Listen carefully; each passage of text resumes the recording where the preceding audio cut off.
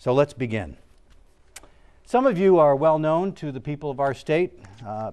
Many of you, I dare say, are not. So why don't we begin by telling us a little bit about yourselves and how you've prepared for the top political office in the land. Mr. Diamondstone? I am a revolutionary, nonviolent socialist, and I am a secessionist. A member of the American Legion, a member of Vermont, Veterans for Peace. I've lived in Vermont for almost 50 years. My spouse and I reside in Brattleboro. All four of my children and most of my grandchildren live in Windham County. A couple have moved away, but most of them still live at home, live in Windham County. As a revolutionary socialist, I have to tell you that most of what we have to discuss tonight will not be relevant for me, because most of what I will be talking about is how we overturn what's destroying our society and our environment, which is capitalism, represented, I guess, by this bottle of water on my table here. Thank you. Ms. Erickson. Yes, when I was a child, I felt Vermont was the Garden of Eden. It was beautiful. You could drink from the streams, from pure mountain streams, perfectly clear water.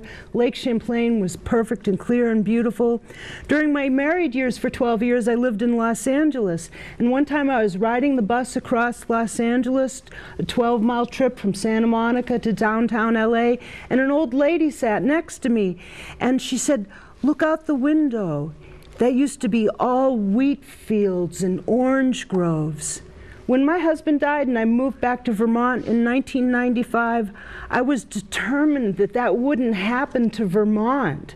And we've got to stop things. We've got to stop the F-35 strike fighter jets from being based here, and we've got to stop the natural gas pipeline from being built underneath Lake Champlain.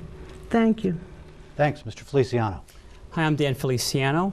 I'm a father, I'm a husband, and I'm a veteran. I have 3 children. I live here in Essex. And I was determined to get into the debate because my wife and I were having a conversation, and she said, now that our son's 16, we need to start thinking about what we're going to do differently, because he will be leaving and never coming back. That the prospects for a young person in Vermont are horrible. And I decided at that point I need to do something about this, and I couldn't stand idly by. I have a background in healthcare, and I have a background turning around and fixing large government agencies as well as large businesses. And I thought that my skills would be applicable to turning the state around and doing some things to make the state more affordable for my family, providing better healthcare for my family, reducing property taxes, and providing school choice that so many young parents yearn for. Thank you. Mr. Milne. Thank you, Stuart. My name's Scott Milne. I'm third generation born in Vermont. Take that back. I was born in Brooklyn. I got here about 90 days after I was born. My dad was in law school. My mom was a New Yorker. I love Vermont. I moved back to Vermont in the late 80s to take over a small part of a family business. That business was located in New Hampshire, was a New Hampshire corporation. Because of the gratitude I felt towards Vermont, because of the love I have for Vermont, I chose to live on the Vermont side of the border, to bring my family up in Vermont, be a little closer to my parents and folks I grew up with. But what I saw over the last 30 years is a continuing difference between New Hampshire and Vermont, and the effect of tax policies and government on the ability of people to prosper. And that's drawn me into this race, and I feel like I will offer a great voice for people that choose to support me. Thank you. Mr. Peters. My name is Bernard Peters. Been married for 47 years, a veteran, retired from the Agency of Transportation after 36 years, did construction all my life, off and on. And I've been watching politics for quite some time. And I'm really kind of disappointed. That's why I'm running, because it's got to the point, from what I see, is whichever party is in power is not working for the Vermonter. Neither party seems to realize when they say they're working for the party, they're not working for the party. They're working for the taxpayer and the voter. Them are the people who are boss, not the other way around. And it's time for somebody to go back in there and work for the people. Answer some of these questions, solve some of these problems. And all it takes is a lot of good common sense and hard work from everybody. Thank you. Thank you very much. Ms. Payton. My name is Emily Payton, and I'm from the lower part of the state in Putney. And I am an earth activist. We live in incredible times, and your generation are going to be facing some serious predicaments. I consider myself what is known as a light worker. And why I'm in the race is to bring forth the very exciting solutions and the hopeful solutions that you have to help make the earth a livable place, a place that you can thrive. Often the solutions aren't being discussed by the two-party system.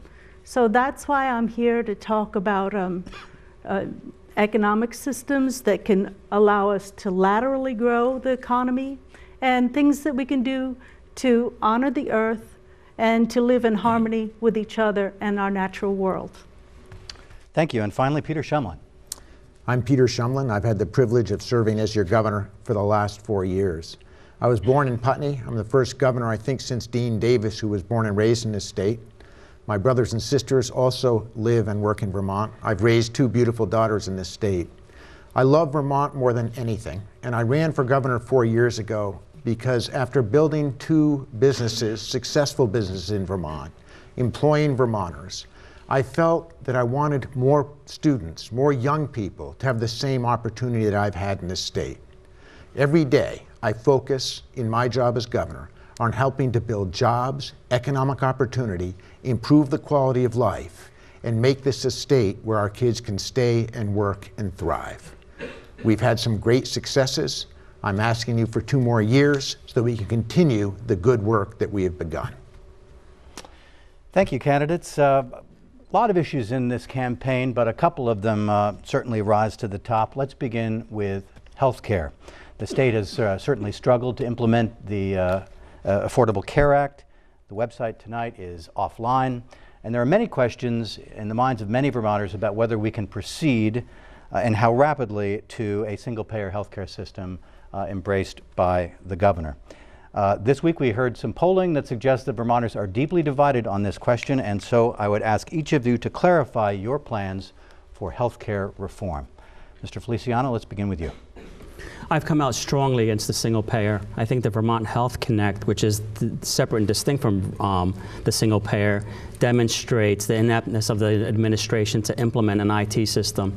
Healthcare is a heavily IT-based solution, and I think that going to a single payer system really doesn't do anything to drive down the cost of healthcare. What I proposed is opening up the marketplace to more insurers. Just as when you go shopping, you don't want to pick from 2 products, you want to have a multitude of products, you'll have a multiple selection of payers that would compete on premium for your business and for your services. I also would focus in on helping the healthcare organizations, the patients, the payers, as well as the insurers, the state, to implement a solution that actually tackles the cost of healthcare. 75% of healthcare costs are derived from chronic illness and disease, and single payer does nothing actually to address that as it's being addressed today. So I'm against the single payer system. I think free market solutions work best. I want you to have more choice, not less choices. You pick your doctor, you pick your hospital, you pick your insurer. Mr. Shumlin, how does that sound to you? Well, it won't surprise Dan that we have very different views on healthcare. Listen, as someone who wants to create jobs and economic opportunity in Vermont, and as a business person before I was governor, I can tell you that the biggest obstacle to income growth for Vermonters and to job growth for business people is the ever-rising cost of healthcare. So what a single-payer system or universal access will do for Vermont are 2 things. First, to move from a system that's spending literally 20 cents on every dollar that Vermonters make. Remember that. On average, we spend 20 cents on the buck on healthcare. Move to a system that reimburses our providers for outcomes, for quality of care, instead of the current fee-for-service quantity of care. Secondly, I want to move to a system where every Vermonter has health care because they're a resident of Vermont, not because of how wealthy they might be or how lucky they might be where they work. And finally, a system that is affordable, universal, and publicly financed. Now, what I've said many times is this will help to contain cost and to move Vermont to a more affordable state as well as create jobs. Thank you. Mr. Diamondstone? I support single payer as a second line. I don't consider it a first line in any way. The Liberty Union platform begins with a statement that says, it's a one-page platform, been in existence since the whole page since 1978 with very little changes. It says, the role of government, all governments, is to provide a materially secure life for everyone on the planet, including socialized medicine, which is socialized healthcare, which is different than single payer. Single payer is a mechanism. But one of the things we would do is get rid of private enterprise in the pharmaceutical business. That should be community-owned business. All workers who are providers would be on community payrolls.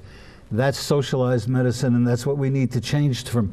Competition is very, very wasteful, and whether it's in industry and business. Thank you. Mr. Milne, your plans for health care reform? First of all, I disagree with Peter Shumlin. Unfortunately for Vermonters, and especially I guess for the folks that believed this, what I would call a reckless march towards single payer, folks that believe that that was going to be a solution for us 4 years into it, almost 4 years into it, Peter's number one priority has really turned out to be his number one failure. This was a program that we were sold as going to revitalize our economy, create jobs, get us back on track, and do all these great things for healthcare. We're almost 4 years into it. We got a technology system that's a disaster. We've got median household income in Vermont that dropped by 2% last year. We've got 3,000 more people in poverty last year than we did the year before. So if this was going to fix our economy, it clearly is not doing it. Single payer is dead. There's no possible way it's going to happen by 2017. I'll tell you that now. I'll tell you that when I'm governor. I think Peter's going to wait until he's governor to tell you that. All right. Ms. Erickson. Yes, I'm going to put out a statewide referendum and give voters a choice, 1%, 2%, 3%, up to 10%, and say how much of your total annual income do you think would be fair to pay in a tax for health care, to pay for public health care clinics and public health care hospitals, which would be no cost when you use them because you've already paid for them with your tax, just like a public school K to 12. You don't pay an extra insurance when you send your kid to school. You've already paid for it by tax. And then anybody who isn't satisfied with the public health care clinics and the public health care hospitals, which are paid by a tax, would buy their own insurance, but I would make certain that all insurance companies in the United States of America can sell their products in Vermont. No more monopolies. Thanks. Ms. Payton? Well, I'd like to deal with the root causes of ill health. We need to look at financial stress, the fact that there isn't enough money in circulation for people to participate in the economy, and the types of ill health that causes. There are ways to deal with that. We also really need to create as pristine an environment as possible. We ought to ban Monsanto, and we ought to really understand that a clean earth, clean air, and clean water are why we are so healthy. Those are our treasures. As far as the dollars that we spend in health care, some of them, they ought to all go to the healers, the doctors, and we ought to look carefully where we are supporting a medical industry, like a big pharmaceutical industry that really wants people to be sick. So we need to make differentiations, and I do believe that we ought to make sure that anybody can go to the doctor, but I don't think we should support profits of industry invested in sickness. Thank you. Mr. Peters, how would you proceed with health care reform?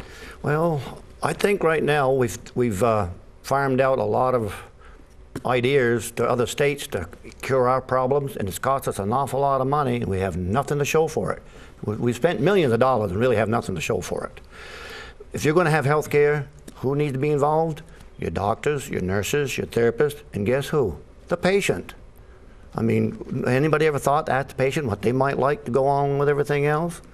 And as far as the health care, you've got to start somewhere. We got some of the nicest schools on the East Coast for educating people.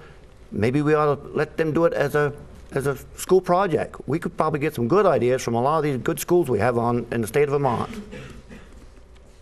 Thanks. Mr. Milne has tonight called you reckless, Mr. Shumlin. He's done that a couple of times this week on a number of occasions. How do you respond to that? It makes it sound as if you've been irresponsible about pushing this agenda that, as we said at the outset, is so divisive and has split the state. You know, the Vermonters that I hear from would rather hear a candidate talk about what they're going to do if they're elected governor than call other candidates names. So I'm going to stay away from that. But I will tell you what concerns me. The biggest threat to job growth is the rising cost of health care. I mentioned that we're spending 20 cents of every dollar on health care. If health care costs grow for this decade at the same rate that they did last decade, that number doubles. So that's why I'm so intent on getting this right, on a universal health care system where we contain cost, reduce costs for business, reduce costs for Vermonters with better outcomes. The rest of the world has figured out how to do this. We can too. And it takes courage to get it right. I believe we must. And Mr. Milne, to follow up, you said that it's dead in 2017, but is there a point in the future when you would say yes? Thank you for the question, Stuart. I got into this campaign. One of the promises I made to people is that I, will always listen before I act, and that we really need to focus on what's practical and drive decisions from practicality versus some political agenda, which I would argue is what's gotten us where we are with healthcare. As we get through fixing the mess, figuring out what we're going to use for an exchange going forward, 2015 will be a year for a cost-benefit analysis on how we move forward if the Optum exchange does work. Once we get 5 years down the road, if things look great and other states have been successful with single payer or some sort of government-run healthcare, I'm more than happy to look at it, but it'll be based on facts and practicality. Single payer is not the way to go. Let's be honest here, right? The economy has been stagnant, Pete. It has not grown. If you were so concerned about the economy growing, you would have dropped that Vermont Health Connect system and started reducing health care costs. In prison health care costs are the second highest in the country at $17,000 a year. If you wanted to demonstrate that you could actually cut costs, you would have started there and proven to everyone that the inmate system would have been the place to start. You have not done that. Anybody else want to get a final word there, or shall we bring in our student audience tonight? All right, quickly. That we ought to have used the money that we spent on the Health Connect website. We ought to have given it to the Champlain College, because we have the intelligence here, and we ought to contract within state as a way to build our economy. You know, last word. You can't finance this in any way other than an increase in taxes. And that increase in taxes has to come by decoupling from the federal income tax that has all the loopholes built into it, so that we can tax the wealthy who are now paying less than their fair share. And you can just see how much Social Security tax they pay on their earnings in the stock market, on dividends, and on interest in their bonds. Ms. Harrison, final word. The problem, Peter, was you had no lemon law, phrase in your contract. If you had a lemon law phrase in your contract and the website didn't work out, you could have said, give us our money back. As we said at the outset, we have some of Vermont's finest high school and college students from around the state here, and some of them have some questions for our candidates tonight. The first, I understand, concerns college tuition in this state. Go ahead, sir. Colleges in Vermont are not appealing to Vermonters, students from other states, and from around the world because they are expensive. How are you going to help lower tuition fees and attract students to go to Vermont colleges and universities? Start with Mr. Peters. That's a good question. School has always been very expensive in the state. I mean, that's what basically takes the biggest amount of tax dollars. Something that takes a lot of tax dollars is really hard to change.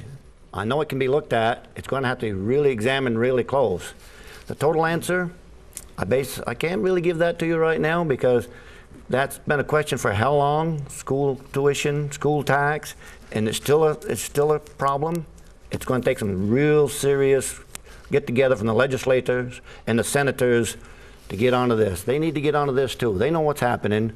They could help cure this problem, I believe, if they really wanted to. Mr. Feliciano?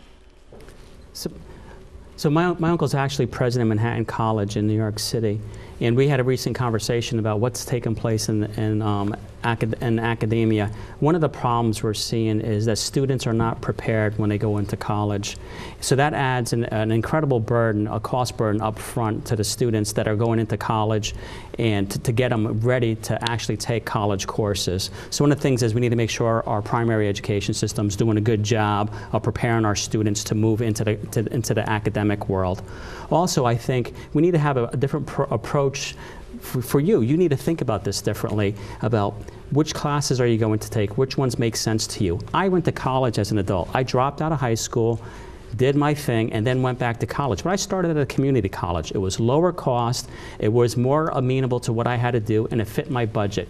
So there's choices that we can make, but of course education's expensive, and we'll have to look into what's driving those actual costs. I understand it's buildings and equipment, but we'll look at that. All right. Ms. Payton, how do we lower college tuition costs for Vermont kids? Well, one of the important ways that we can do is we can do tuition service exchanges. So where we need healthcare professionals, we can give them the tuition. And I think that any place that we're contracting or sending our contracts out of state, we ought to be training our people within state. Furthermore, there are debt-free methods of education. If you want to learn anything, you can go learn it. Then we need a system of accrediting that learning, of testing out. There's a university online called the People's University that is just such a debt-free educative system. So along with that and increasing our food independence by giving people of your age land in order to make our state food secure, where that involves a lot of transfer of you're going to stop me, but we really need to do these things, and we can. So I wish I had longer to tell you all the hopeful things we could do. Thanks. Ms. Erickson? I think the state of Vermont, Peter, correct me if I'm wrong, gives something like $44 million a year to University of Vermont. And that's an outrage. University of Vermont is a private for-profit college, and they just raise the tuition every year because they just get greedier and greedier and greedier. The state of Vermont should not be giving 1 penny to a private for-profit college. All the money should go to the state colleges. And for that $44 million a year, we could have free online college courses. Mr. Shumlin. This is one of the great challenges that Vermonters are facing, which is the affordability of college. One of our challenges is that with all the money that we spend on education in this state, we haven't moved the needle one bit in terms of moving first-generation students beyond high school. And we know that in this workforce, you can't succeed if you don't move beyond high school. So I've done three things that are really important and I'm proud of. The first is early college and dual enrollment, which allows any high school student in Vermont now to get 1 year of free college in this state while they're in high school, either taking college accredited courses in high school or going to one of our 9 participating state or local colleges. Second, we've made it possible now through my Vermont Scholars Program so that if you stay in Vermont and work for 5 years, we'll pay your entire year of college tuition if you do it in the field where we need you, or an entire semester for an associate's degree. So it's about affordability. I understand that in a state that has one of the lowest unemployment rates in America, where we're growing jobs, our employers need trained workers, and this is the key to getting there. More Vermont students moving beyond high school. We're making progress. I'm proud of the progress we're making. Mr. Milne, how does that sound to you? That sounds like the same old story of trust me and elect me, and I'll do something different going forward. Nobody's been able to take advantage of the 2 years of free college that Peter's been talking about on this campaign trail a lot. I think the fact that Vermont is, I think, 48, 49, maybe 50 in the country level of support to secondary to colleges and universities within the state is something that we should be ashamed of as a state. I think if you look at the children, the young people, I'm sorry, out here in the audience, my father was able to work as a busboy in Lake George for the summer and pay tuition and park cars at night and come out of school with no debt. I was able to work pretty hard, take on a little bit of debt, and pay for most of my own college. Now we see kids that are coming out of college with massive debts. We need to lower the cost of K through 12 education, be able to be more generous with folks from Vermont that want to stay within Vermont colleges, and it's something that we'll be working very hard at. Mr. Diamondstone, to you. This issue of paying to go to school begins with an absurdity, and if you accept it, you've accepted the absurd. We should be paying people to go to school. School is work. Every economist, from the far left to the far right, agrees that the level of education of a society is part of its wealth. If a student goes to school and learns 2 and 2 is 4, that student has contributed to the wealth of the society and should be paid.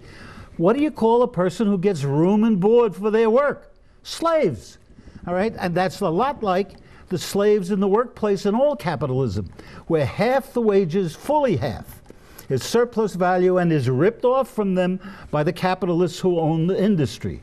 So we start with a rip-off system in every part of our society that has to be corrected, not just the education part. People should be paid to go to school, and it's come out of the social fund that we pay for kindergarten.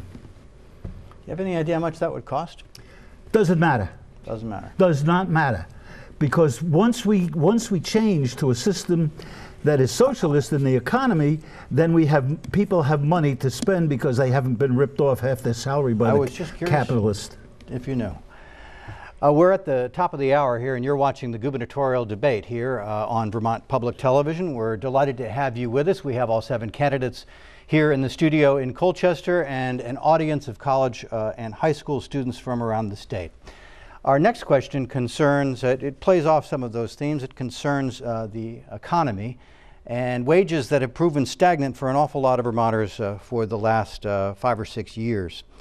We hear that unemployment in Vermont is lower than many states, but as you've heard, the unemployment rate has started to climb up, and the Census Bureau tells us that so has the number of our citizens living in poverty. So the question is, what as governor could you do to improve wages in the state?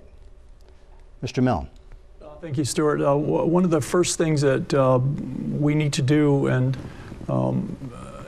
is change the tone from the top in the governor's office. I believe that Vermont has strengthened its reputation as not being a business-friendly state over the last 4 years. There's many examples that I could cite for that. But I think with the Scott Milne administration, businesses will realize that doors opened, let's give Vermont a try. We need to come up with some sort of shots in the arm. We've got a very stagnant economy, as you pointed out, Stuart. Average household incomes are down, unemployment rate's gone up by 0.4% in the last month. We need to do some tax incentives to stimulate business. We need to move forward with a robust revitalization of our education system, which is a foundation for a great economy. Mr. Shumlin? Well, first I just want to correct the facts. We have to remember that facts are difficult things to refute.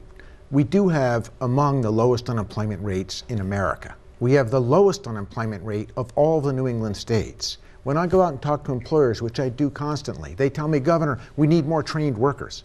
So the way we're going to grow jobs in the state and continue to grow them, and granted, incomes haven't gone up fast enough. There's too many Vermonters hurting. That's true in the nation too. This recovery has been spotty.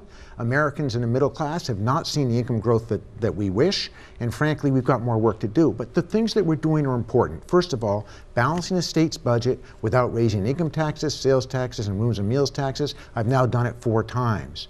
Paving roads and bridges. We've increased the number of paved, really poorly paved roads and bridges in the state since I'm a governor. We've cut that almost by half. But most importantly, education. From early child education to higher education to workforce retraining. We're succeeding in moving more folks into a prosperous future if we get them beyond high school, as I mentioned. And finally, healthcare costs. There's nothing that kills jobs and job creation more than the ever-rising cost of healthcare that cannot be sustained. How would you improve wages in the state, Mr. Dimestone?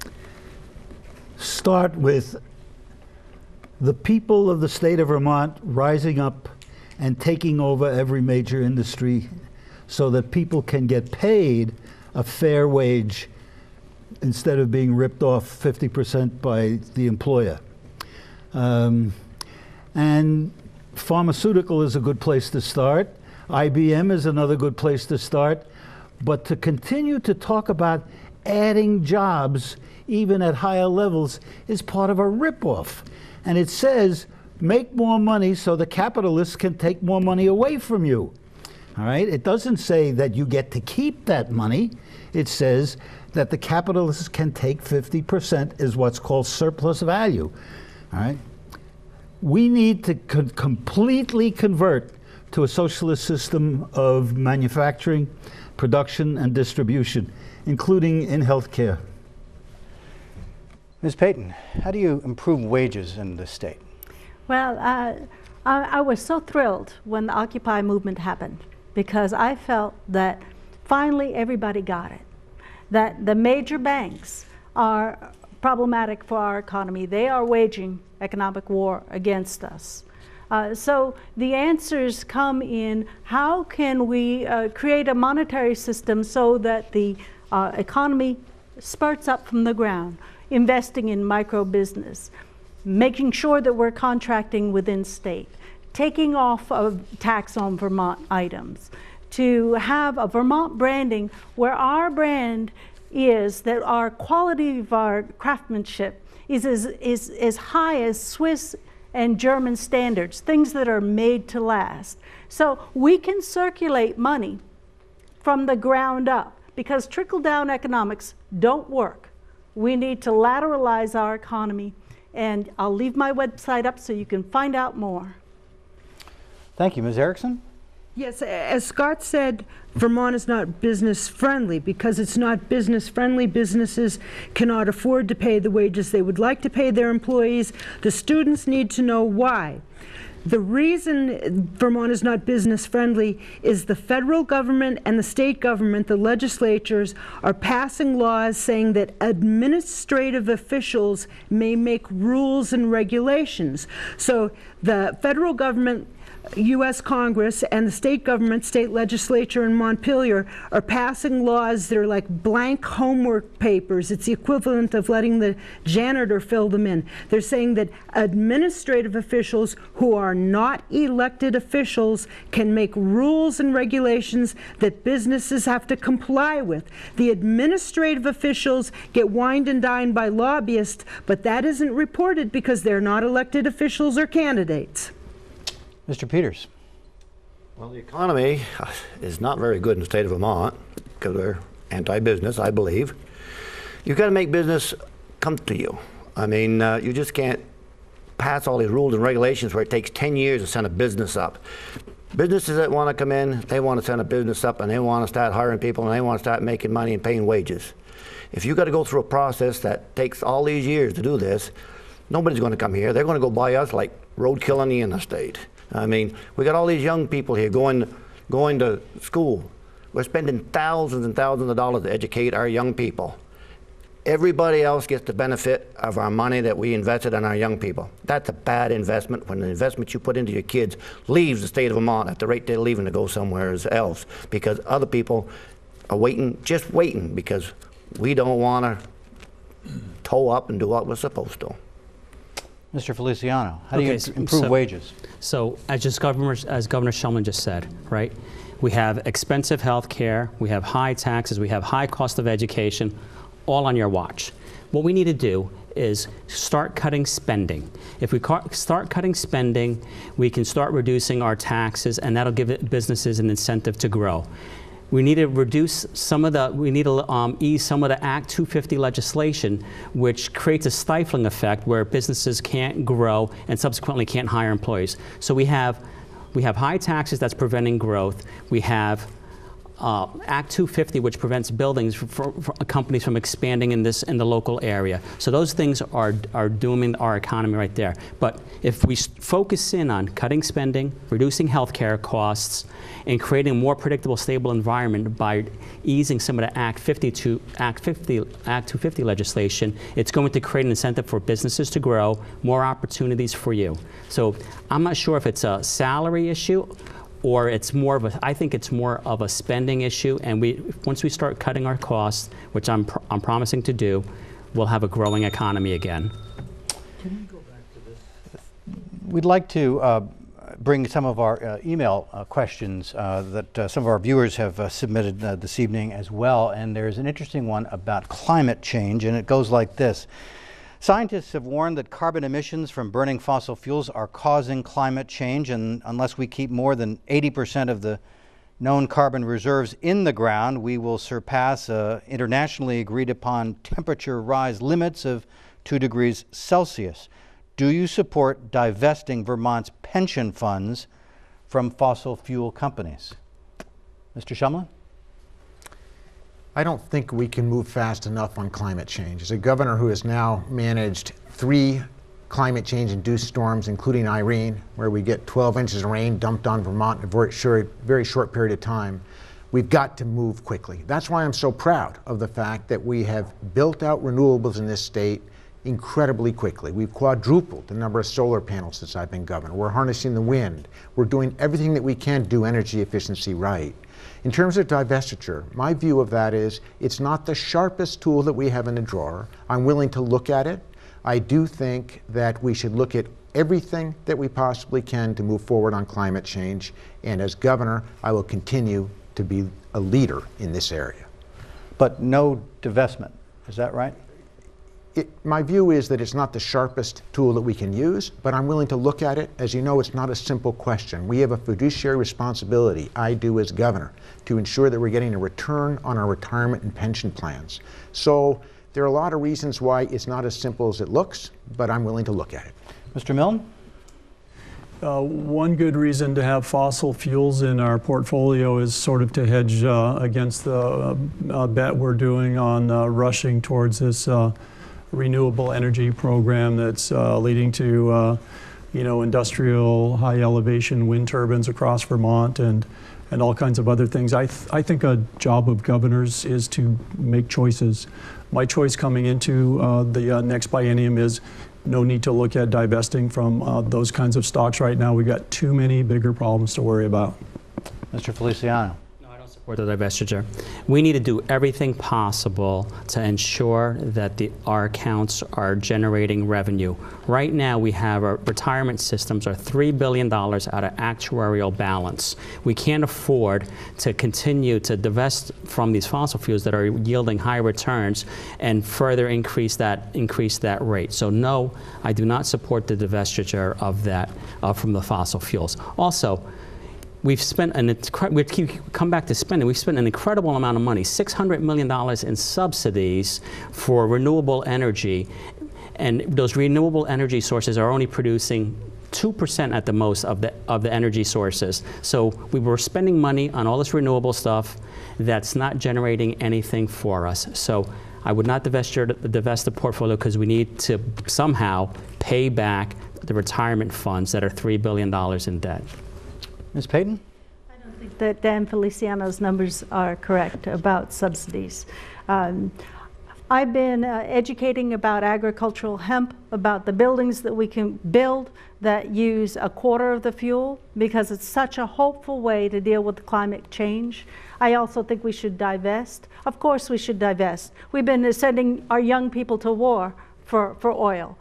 We do have the technology to get off of oil. We've got enough hydro in Vermont if we reclaimed the hydro on the river to give us enough power. So we need to do that. In my household, my partner just put in air-to-air heat exchangers. That way we are now off of oil. We need to get off of oil, and we need to look at things like solar roadways. We need to make our earth a priority, because our relationship with the earth is how we're going to thrive in the future, and I know we can do it. Divest state pension funds, Mr. Dynasty?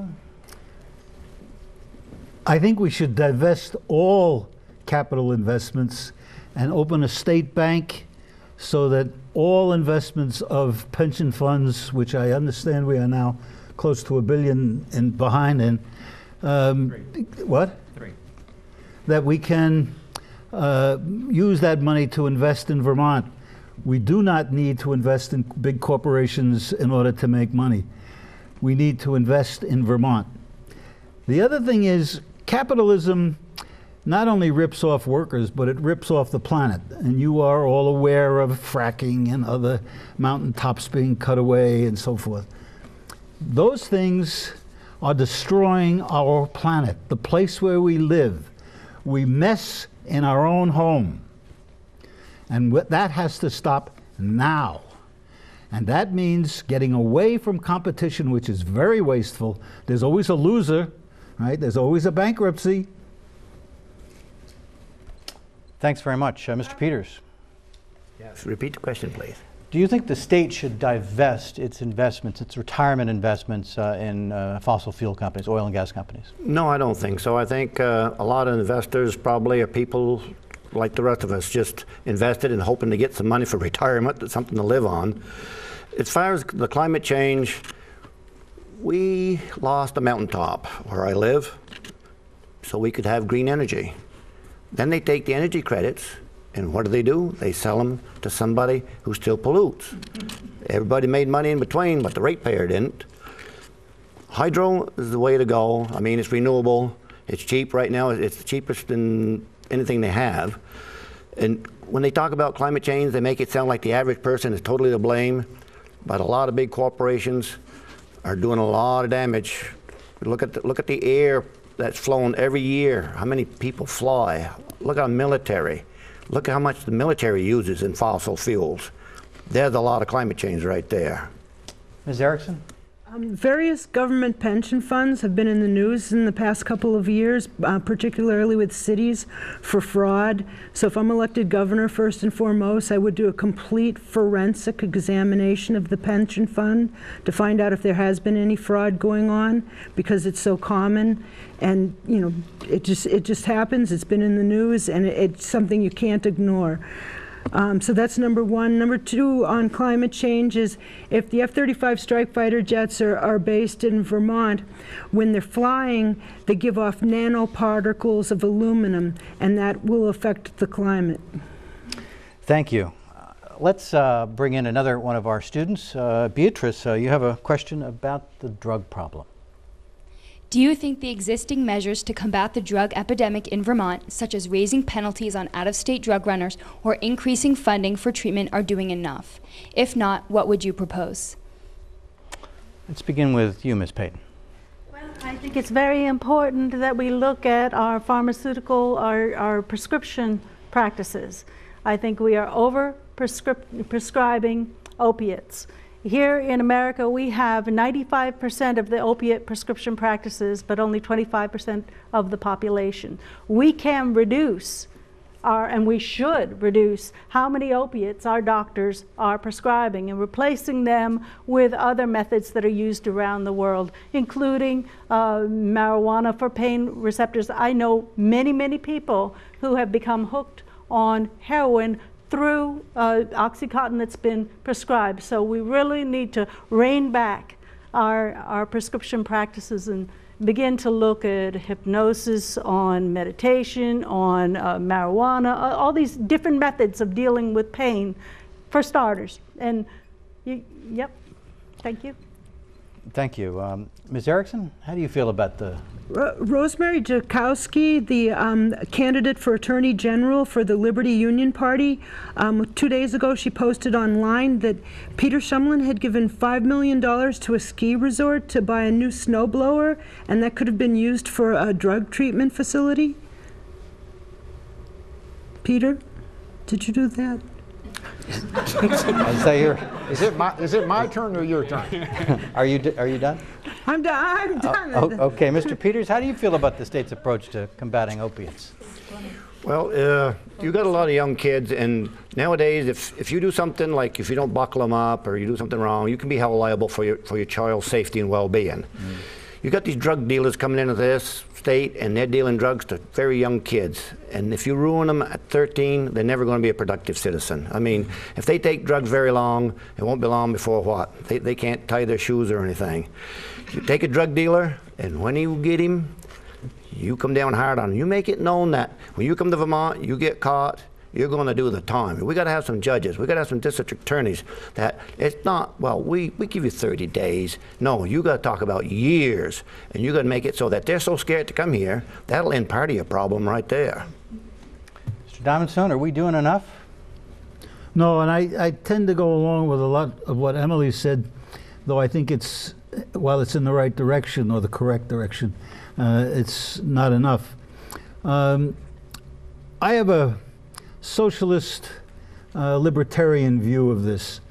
On the socialist side, I say all drugs, whether they be contraband, whether it be heroin or whatever, and notice there was no heroin in the United States when the Taliban were in control in Afghanistan, which if you use your head tells you how it gets into this country through the United States government. What we need to do is make it a crime, seriously, to be in private enterprise in the drug institution. And everybody ought to be able to take what they want and get it from a government service and pay cost. Because if the government taxes it, that will leave a gap in which private enterprise can enter. And the one thing that we want to eliminate. Thanks. Mr. Shumlin. This is the one area that can really destroy Vermont's quality of life, is drug addiction, heroin addiction, opiate addiction. That's why I made it the focus of my State of the State address. That's why we have Vermont as a family focusing on this challenge. So let me answer the question. Are we doing enough? No. What are we doing? We actually passed penalties to really make it tougher for drug dealers who are bringing this poison into our state.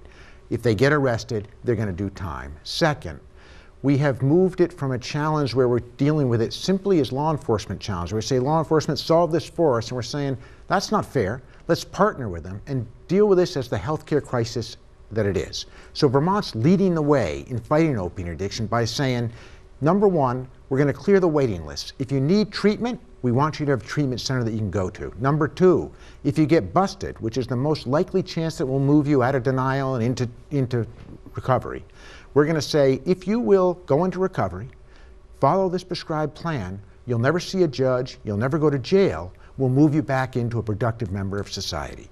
Finally, what we're not doing enough is prevention, but we've got communities all over Vermont coming together to figure out how do we deal with this, take responsibility for it on every street, every corner. We're going to make great progress. Mr. Feliciano. So the governor has gotten a lot of claim, a lot of people have looking forward to the governor, look up to the governor across the country for this problem, how he's addressing it. I want to wait and see what happens. I think it's a good approach, and I wouldn't do anything different right now. I'm optimistic, or hopefully optimistic, that the results will prove to be effective. So I wouldn't change anything. I wouldn't tamper with what's going on. I'd like to see what the outcomes actually are. So I know it's hard to believe that I agree with him, but on this one case I do. Mr. Milne? I also, I think it's something that I applaud Peter for, although, we could Monday morning quarterback some of the nuances of the tone of making it a big entire State of the State speech, but I think we need to follow the data, see what's going on. I do believe it's not entirely a law enforcement issue. I do hear these rumors, or the data is showing that people are moving to heroin from some of the other drugs. I will say that if we can have an economy that's creating great jobs for young people, if we can have affordable college education that keeps people engaged in learning, and if we can just get back to some of the more moderate ways of typical Vermont living, that will be a good enabler of some success in this regard as well. Opiates are a big problem facing the Department for Children and Families. It's been a pretty tough year at DCF. including the deaths of 2 young Vermonters earlier in the year. Lots of ideas out there for reforming this agency in the months ahead. I'm wondering what the best one you've heard so far, Mr. Feliciano? I'm not sure if I've heard a good idea yet. I think we need to take a good look and reorganize the whole structure so that the kids are getting the services, that we're protecting the services, that we're protecting the children, our future Vermonters. As many of you probably don't know, but I have a special needs daughter, and this is something that's very close to me. I want to make sure that the kids are getting the appropriate treatment, that they're being, their families are treating them well, and I think we need to just figure out, by putting more people on the streets, more of the agencies, more the officials on the streets, and less in the State House, to focus in on that problem and make sure that when we find a potential case where a children's being harmed, that we intervene appropriately and take the corrective actions. So I think that's a better place to start focusing in on, is reorganizing so that we have more people managing the cases and ensuring that the children are being protected. You heard any good ideas, Ms. Payton? I have an excellent one. That we increase the community involvement with families that are in poverty. We, for one, need to circulate more money so that we don't have such poverty or half a living wage. But another thing that we can do is we can engage the community in mentorships, which is important for also people who are in recovery or people who are coming out of the criminal justice system, because people need to make new choices when they're making bad choices. And in order to make new choices, they have to be around people who know how to make good choices, to begin to understand how good it feels to make good choices for oneself. So when we create a mentoring system and coupling people with people who need to have help in that choice-making department, then we can engage the community, maybe do some barter or some remuneration for that sort of service. Mr. Milne, how do you feel about reforming the Department for Children and Families? The best idea I came up with, and I don't want to make funny out of a very dire, serious situation for Vermonters, is elect Scott Milne governor. I believe that the Agency of Human Services is the biggest chunk of the state general fund. It really needs a governor that's going to be a full-time governor, that's going to be picking a person, man or woman, to run that agency that they're going to have a close working relationship with and really pay attention to the details that are going on. We've got all kinds of problems in the headlines all the time coming from the Agency of Human Services, and part of it I would attribute to a governor who's been out of state 25% of the time for the last year, who hasn't really been paying attention to business. Mr. Shumlin?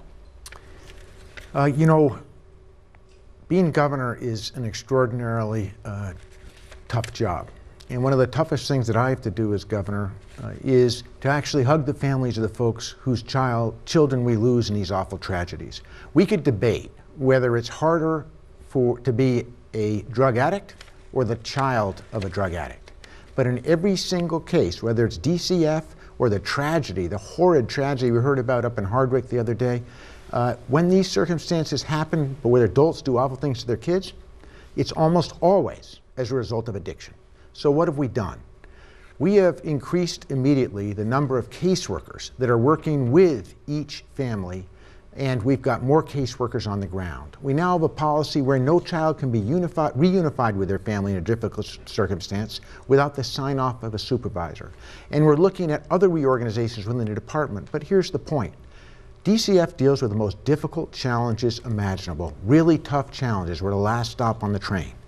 We've got to do better to protect kids, Vermont's kids. With opiate addiction, heroin addiction, and other addiction, it's going to continue to be a challenge, but I'm committed to doing better than we've been doing. More staff, better communication, more transparency, and better service to Vermonters. Thank you, sir. Ms. Erickson?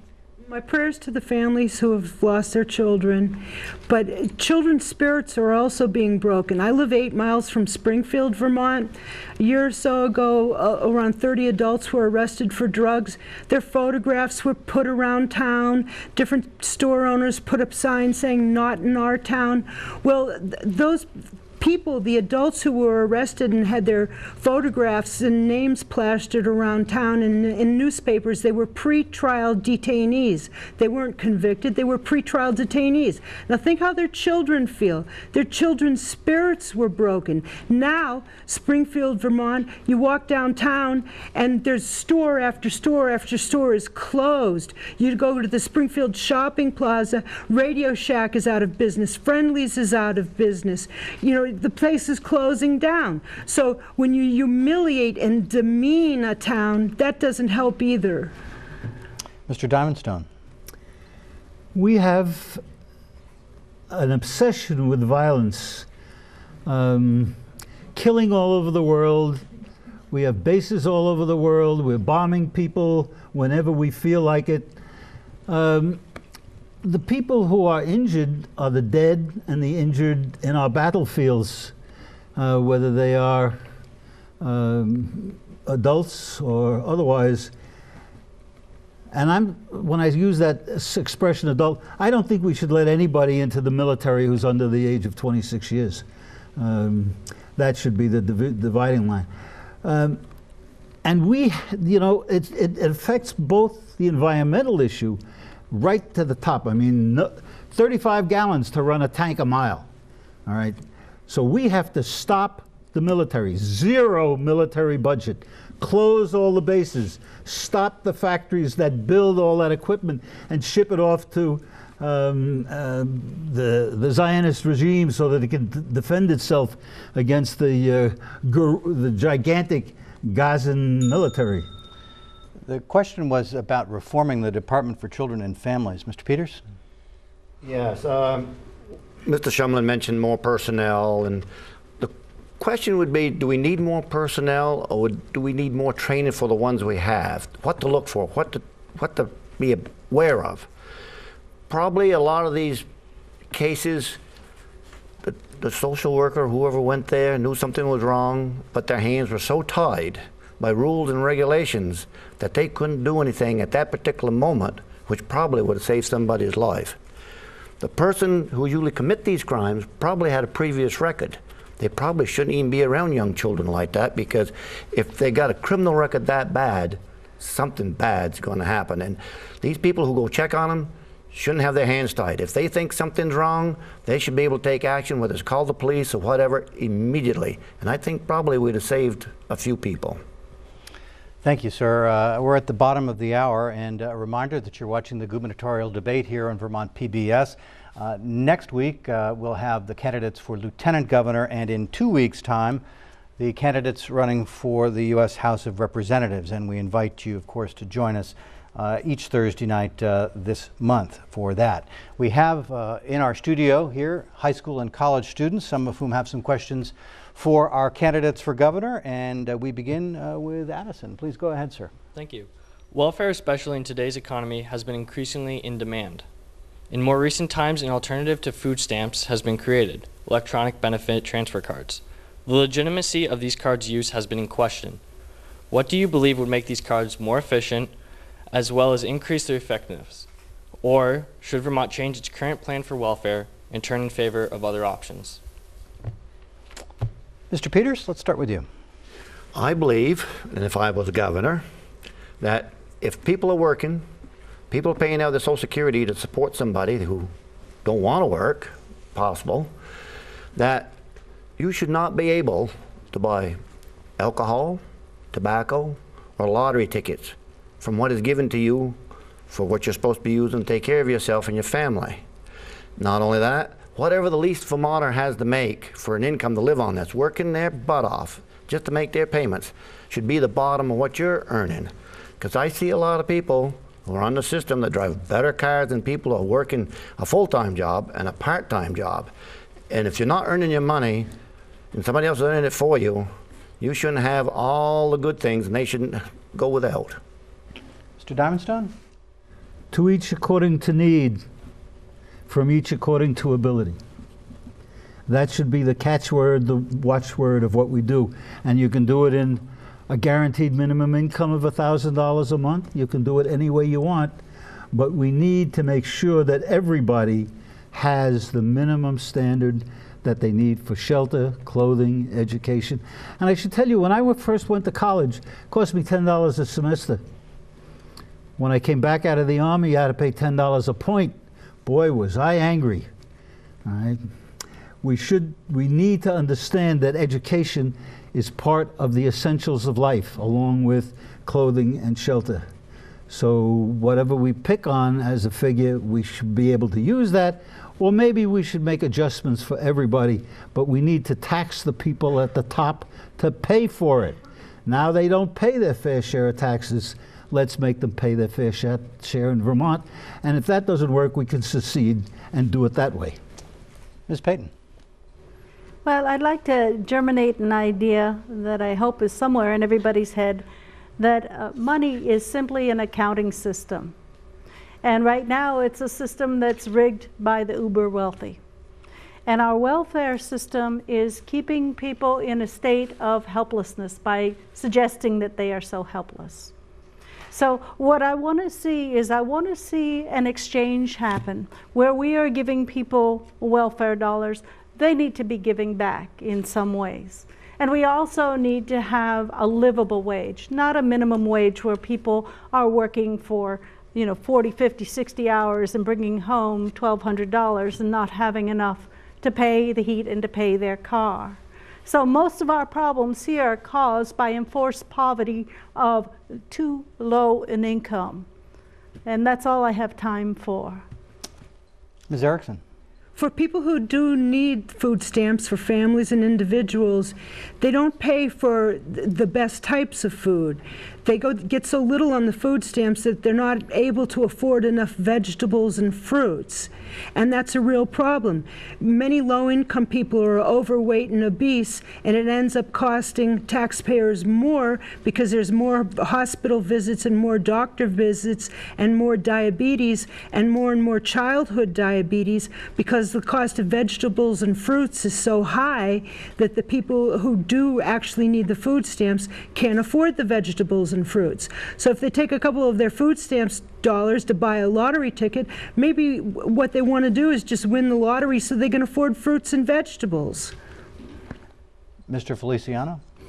So I think I'd like to separate this into two issues. There's people who, for one reason or another, can't work that we need to take care of. Vermonters aren't going to throw Vermonters out in the street, and we'll make sure that they can live a decent life if it's no fault of their own. I think that there is some abuse in the system, but what we need to do is create more jobs. I keep coming back to, if we cut spending, if we lower property taxes, if we do a better job in our school systems, that people will have opportunities to grow, people will have opportunities to learn, people will have opportunities to earn. And I think that's essentially what we need to do. Thanks very much. Mr. Milne? I agree that obligation of a society is to take care of those who are least able to take care of themselves, elderly, very young, and folks that find themselves in a situation where they need help from the government, at least for a short time in their lives. There's a lot of big problems in Vermont as we look into the next biennium. $100 million budget deficits, healthcare system that's crashed that we got to figure out how to resurrect some sort of working system for us with. Economy that's in the tank. My understanding is that the food stamp successor, this electronic funds transfer payment system, is federally regulated. So my priority list would be talk to Peter Welch, Pat Leahy, Bernie Sanders about that. I think it's a federal issue. There, I agree, we got to get the economy going. There's all kinds of things we need to do.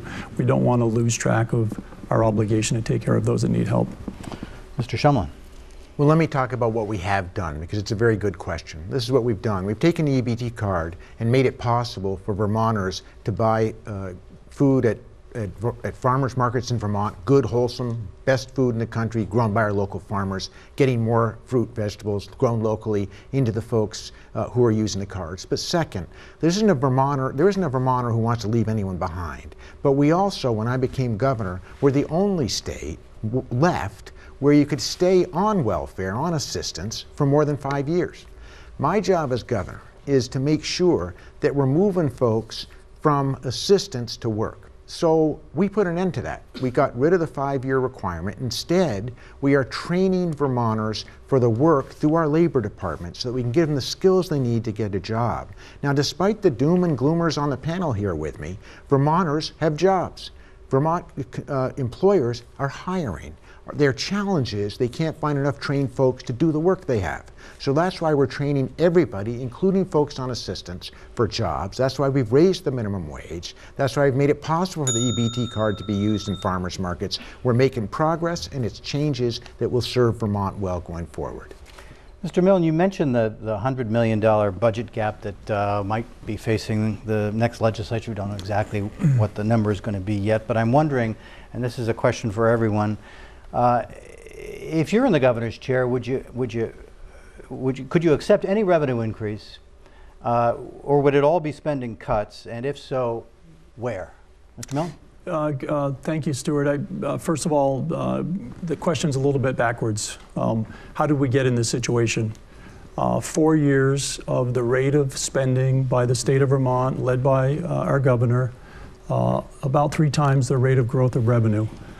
We've got a governor who brags that he hasn't raised the income tax, hasn't raised the sales tax, hasn't raised the rooms and meals tax.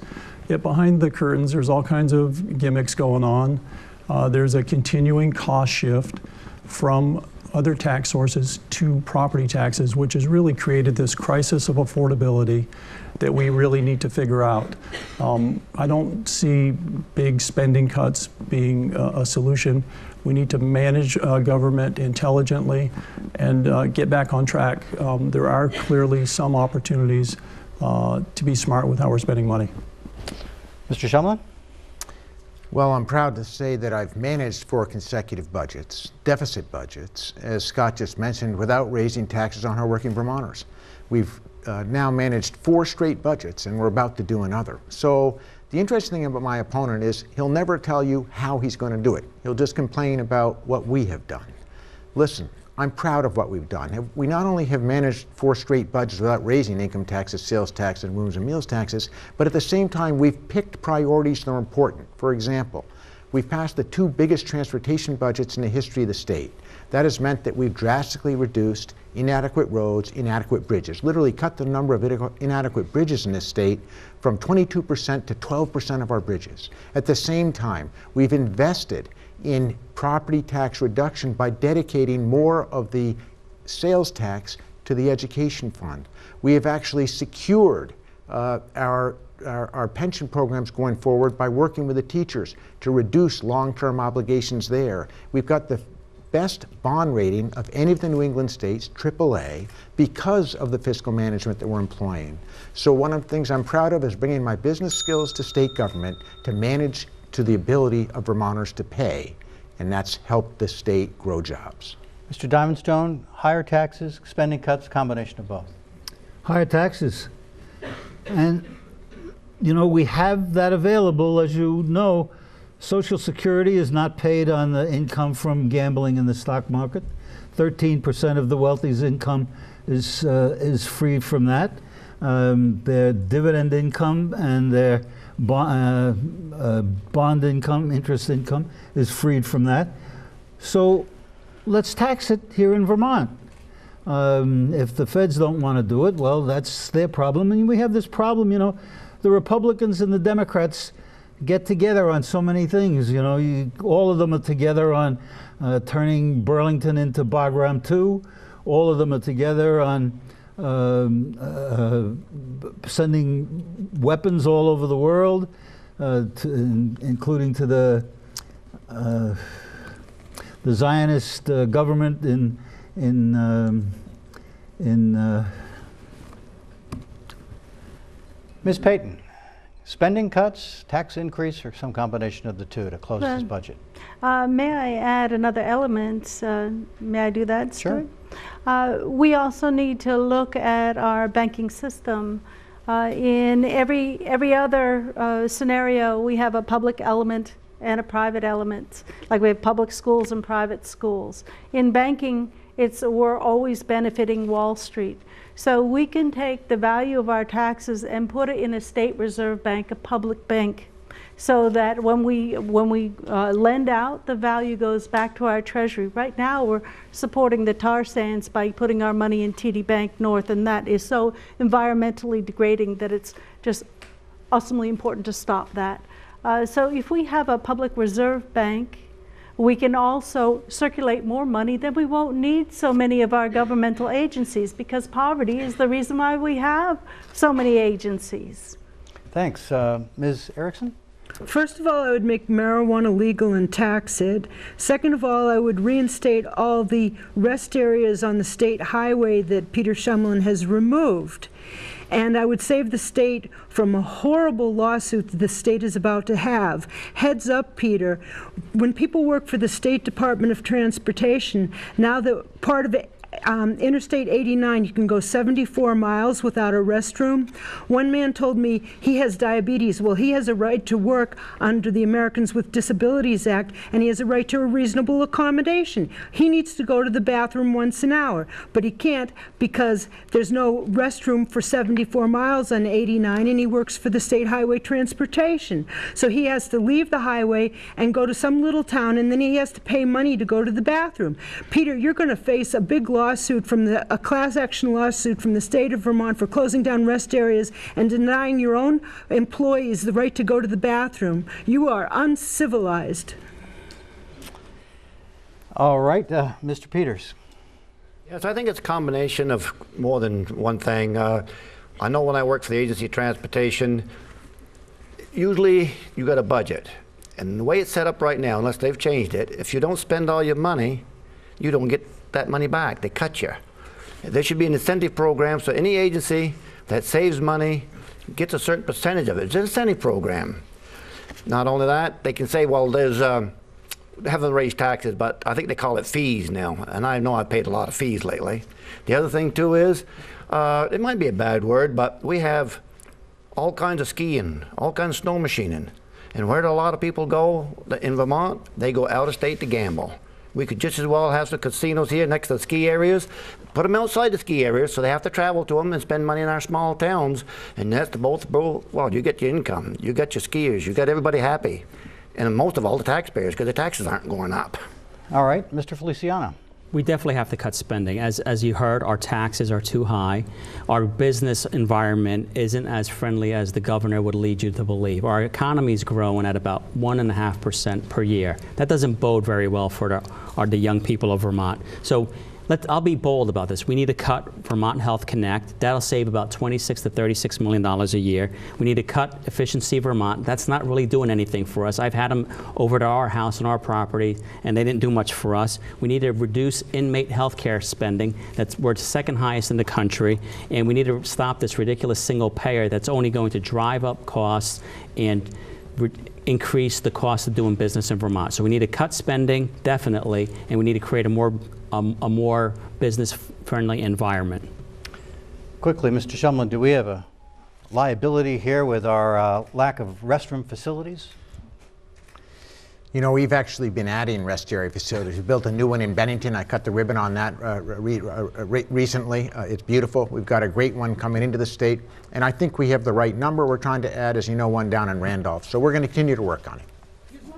You've taken them out in 91 and 89. I can assure you that there have been no rest areas removed under my governorship. We've been building them, not taking them away. We're spending. We're spending. All right.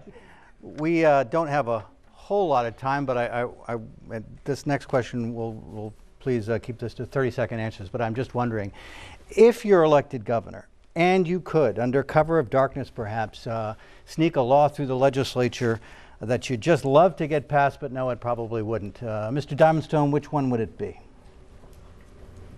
No such thing for me. Closed government is an anathema. That is the beginning of fascism. So as far as I'm concerned, any law that's passed under the cover of darkness is part of the development of fascism. And so every transaction carried on by our government should be open for us to look at. A great idea you'd love to get through if the legislature wasn't watching, Mr. Peters. I'd like to get a repeal of one that was passed last January that's been really a sore to me, and that's the Lakeshore Protection Act. That, as far as I'm concerned, is the biggest land grab by the state than it was when the government took land from the Indians. It's a land grab. Mr. Feliciano. You know, come on, Stu. Act 48, we need to stop this single-payer health care scheme. It does nothing to reduce health care costs. And we need to focus our energies on growing the economy and not putting some sort of boondoggle in place. We have no chance of implementing a single-payer healthcare system that's going to save money, and we do not have the skills to implement it, as demonstrated by the poor implementation of Vermont Health Connect. Ms. Payton. Well, I like to make sure that every public debate for public office it includes every balloted candidate. I will say I've been running for 3 elections as an independent, and the Rutland Herald, Times Argus, Vermont Digger, 7 Days, and other press have never ever run one article about my platform so that you know what I have to offer. So I think it's very important to be able to reform government, that we have a level playing field at our elections. Ms. Erickson. I can make any law I want? Anything you want. Okay. Number 1, this Just is going to one. be Part A, okay, Part A, Part B, Part C. Part A, no motorboats on Lake Champlain. 1/3 of Vermonters draw their drinking water from Lake Champlain. Motorboats drip oil and gas which contain lead. Let's stop polluting the people's drinking water. Number 2, no natural gas pipeline underneath Lake Champlain. They leak, they have explosions. Children will get killed swimming in Lake Champlain. Number 3, we've got to stop dumping treated sewage into Lake Champlain and reroute it elsewhere. All right, Mr. Milne. I would try to sneak in a line item veto for the governor. Mr. Shumlin, how's that sound to you? Yeah, well, I hate it in the legislature, but it sounds like a great idea now. Did we give, everybody got a shot at that one. We're running short on time, and we have 7 candidates, so we need to move along to closing statements tonight, and we'll begin with you, Ms. Payton. Oh, thank you. This is probably the last time that I'm going to be running, but I'll leave my website up for anybody who wants to see the solutions that I put up there. And I want our people to think about what is more important to you. Is if you could have all the money in the world, or you could have all the love in the world, which has more value? We have elevated money to a godlike status, and it is just an accounting system. So I urge the people of Vermont to make your decisions to improve the quality of loving in your life, of the brotherhood and sisterhood, because it is the quality of love in a community that gives us spiritual wealth. And we are very spiritually wanting in this country. Peace can be managed just the way we manage war, with appropriate monetary policy. And we can grow and thrive. Thank you. Closing statement now from Peter Diamondstein.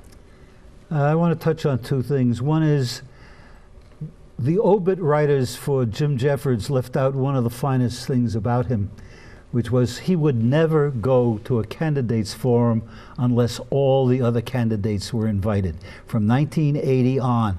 And I remember the big one he blocked was in Rutland, where he said, I won't come because you didn't invite everybody else. I think that's a demand we should make on every incumbent who is seeking re-election. You don't go unless everybody's invited. Second thing is violence. The violence to workers, the violence to the planet, the violence that we do to people all over the world. We need to stop spending our resources on that, and we need to reallocate that for the benefit of the planet and for the benefit of everybody who's living on this planet, because everybody's entitled to live. All right, and we need to be able to make sure that everybody. Thank you. Chris Erickson. I'm Chris Erickson. If you vote for me, I will do everything I can to stop the F-35 strike fighter jets from being based adjacent to the Burlington Airport in Chittenden County, the largest populated area of Vermont.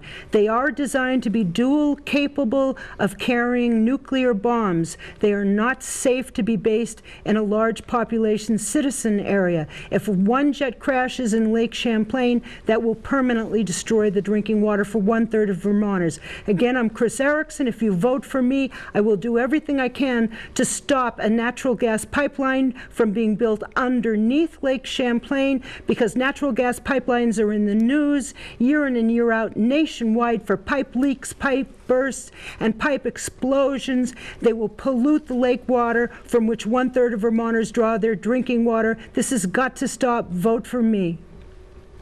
Thank you. Next, Dan Feliciano, Libertarian. Okay, so I'm a father, I'm a husband, I'm a veteran. I have 3 young children. I have a lot of skin in the game here in Vermont, and I want to see Vermont succeed and be more prosperous. Quite frankly, I'm disappointed that Governor Shumlin's standing here claiming all these victories when the numbers don't justify it. He keeps talking about the numbers, and then when you challenge him on the numbers, he says, let's not quibble about them. I'm also quite disappointed that Scott Milne is standing here next to me as a Republican candidate and hasn't put forth a platform or plan. I am running as governor because I think we need to stop the single-payer healthcare system and cut costs, healthcare costs, by opening up the marketplace. We need to cut spending. My background is in cutting spending and improving efficiencies in both local and state governments, as well as private industry. We need to cut the property tax, and we need to provide more school choice so that our young families can generate more hope for their children and have a more affordable place to live and choice in their education system. So if you want someone who's going to make sure that Vermont can continue to grow, continue to be more prosperous, and challenge the status quo by making bold statements and bold challenges, I'm the candidate, Dan Feliciano. Thank you, sir. Next, Bernie Peters. Yes, I'm Bernie Peters again, and I'm asking for your vote on November 4th. I am a candidate that is about as grassroots as you're going to get. I don't have big business behind me. I don't have corporations behind me. I don't have nobody from out of state behind me, because I look at this way. I'm a Vermonter running for Vermont office for the Vermont people. And when you get money for a candidate that all comes from out of state, how can you say that you're a Vermont candidate? You must be an out of state candidate, because it's not Vermont money behind you. It should be Vermont money. We need reform on this. It shouldn't be a money issue. It should be so much for each one. When it's gone, it's gone. I believe that I'm the right candidate, because it's time to get back to a working person with common sense, and I'm both. Thank you. Now to Democrat Peter Shumlin. It's been a huge privilege to serve as governor for the past 4 years, and I'm asking your vote for 2 more years. Listen, we've made some great progress, as has been outlined tonight. We have more work to do. I ran for governor originally because I love this state more than anywhere else, and I want to make this state a place where more young people can succeed, where we can grow jobs, economic opportunity, and preserve our quality of life. We're going to wake up on November 5th, and one of the 7 of us is going to be governor. This is an important election. Who your leader is makes a huge difference for Vermont. I'm asking for your vote so that we can continue the good work that we've begun, because we've got more work to do. And I hope that you will give me your support. Thank you for this privilege. Thank you. And our final closing statement will be from Scott Milne. Stuart, Vermont Public Broadcasting, thank you, fellow candidates. I want to thank everybody for what's been I think a traditional good Vermont campaign where we're talking about issues and positive things. Also, shout out to the audience. It's great to see young people engaged. I've been engaged in watching Vermont politics since I was very young. I want to do a shout out to my mom, Marion Milne, who died about a month and a half ago. 1994, 20 years ago, my mom was running for the state legislature for the first time in Orange County. Was really handicapped as an underdog with a steep hill to climb to even get elected. Her campaign theme, and really I would say the foundation of her legislative career and her life, was, "I'm just naive enough to believe that I can make a difference." My mom ended up winning that race. I think if you know her or learn about her, she did make a difference in her life. What I would ask everybody here and people watching is to join me. Be naive enough to believe that you can make a difference. Look at each of us, decide which one you want to support, get a couple people out to vote with you, and it'll be an election that can go your way. Thank you, Mr. Milne, and thanks to all of you.